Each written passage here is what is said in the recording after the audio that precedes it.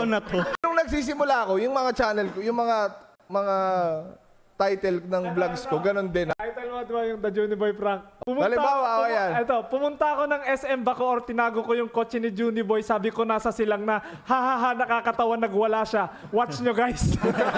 Same reason kung bakit hindi ko, minsan may mga artista, nandun siya sa vlog ko na bulalo. Kumbaga, merong element of surprise lagi na inaabangan sa channel mo. Ngayon, kung clickbaiter ako, malamang itatitle ko nun. Kung TV umiyak, Kung sobrang TV, sakit. Huhuhu. namit ko si Coco Martin, Huhu Bells. Namit ko si Coco Martin sa shooting ng Panday. Muntik niya kami isali pero hindi kami pumayag kasi walang TF.